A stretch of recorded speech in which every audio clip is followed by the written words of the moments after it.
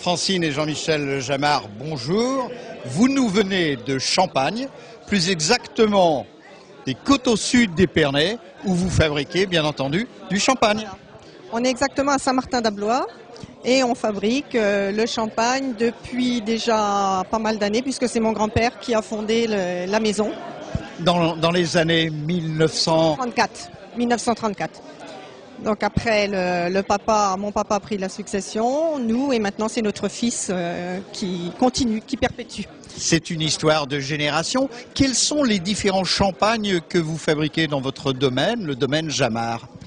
Alors on a plusieurs catégories, c'est-à-dire que chez nous on a essentiellement le meunier et le chardonnay. À partir de là, on fait de l'assemblage 80% en meunier, 20% chardonnay, qui est la base de notre réserve. On a 2 blancs de blanc, dont un qui s'appelle la cuvée Volupté, entre autres. Volupté, c'est un programme. Voilà, oui, tout à fait. Et une autre bouteille qui est assez représentative des Coteaux Sud d'Épernay, puisqu'elle est à base de chardonnay pour 50% et de meunier pour 50% également. Il n'y a que 2 cépages que vous utilisez? Non, on en a 3. Donc le pinot noir, le meunier et le chardonnay, mais notre terroir est essentiellement planté donc en meunier et en chardonnay, ce qui fait que la production est essentiellement sur ces 2 cépages. Alors Jean-Michel Jamard, on a parlé un peu de votre domaine à Épernay, en Champagne. Dites-nous en quelques mots, quelles sont les principales étapes de la fabrication d'un champagne? Tout le monde en parle, tout le monde en boit, en France comme dans le monde entier, tout le monde pense à Dom Pérignon, mais en fait, quelles sont les principales étapes? La première étape, forcément, c'est la vendange. Après, il y a une fermentation alcoolique, donc le sucre qui est contenu dans le jus de raisin se transforme en alcool. À la suite de ça, donc, il y a forcément du dépôt, ce qu'on appelle la lie, qu'on soutire, on enlève des cuves. On a une deuxième étape, c'est la fermentation malolactique. Comme dans un vin traditionnel. Dans un vin traditionnel, qui fait aussi encore du dépôt.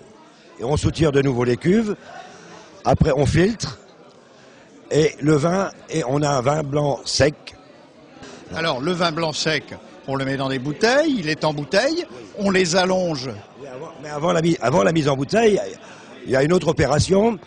On ajoute du sucre. 24 grammes de sucre par litre pour que dans la bouteille se produise une deuxième fermentation qui donne véritablement le champagne. Donc le sucre se transforme en gaz carbonique et un peu en degrés. C'est la fermentation. C'est la champagnisation. Après, les bouteilles sont stockées en cave, allongées, elles restent pendant environ 2 ans dans cette position. Alors, donc les bouteilles sont allongées, si on peut dire, pendant 18 mois, 24 mois, 2 ans à peu près. Et ensuite, que se passe-t-il? Eh bien, disons que la deuxième fermentation a produit encore du dépôt dans la bouteille, ce qui fait qu'on est obligé de faire descendre ce dépôt sur la capsule. Donc, c'est-à-dire que les bouteilles sont à l'envers. Donc, on doit les tourner. Donc, c'est le tournage. Et après, une fois que le dépôt est sur la capsule, on l'appelle le dégorgement. On enlève la capsule, la pression intérieure de la bouteille fait éjecter le dépôt. Alors on rajoute de la liqueur pour faire soit le brut, le sec, le demi-sec. Et on le bouche définitivement avec un bouchon en liège et un muselet. Alors Francine, après vous dégustez? On déguste, oui, bien sûr. Et puis on déguste à différentes étapes. De toute façon, les dégustations, elles se font également avant la mise en bouteille pour pouvoir faire les assemblages, parce que ça c'est primordial aussi. On fait un petit peu comme un peintre. On assemble nos vins au même titre qu'un peintre va assembler ses couleurs pour faire son tableau. Et puis c'est vrai que l'étape finale, c'est la dégustation et faire plaisir aux consommateurs. Alors Francine, vous qui êtes une ménagère, avec quel type de plat conseillez-vous le champagne en plus de l'apéritif? Beaucoup de choses, parce que tout ce qui est déjà à base de chardonnay pur convient très très bien avec les poissons. Donc poisson grillé, poisson en sauce. Et puis les meuniers, moi je les conseille un petit peu plus avec les charcuteries. Quand on passe après sur les rosés, là vous avez la possibilité de les servir également en dessert, mais avec des desserts à base de fruits rouges. Et puis c'est festif, donc après, dès qu'il y a une fête, tout au long de la nuit, c'est bon. Le bonheur est dans le pré.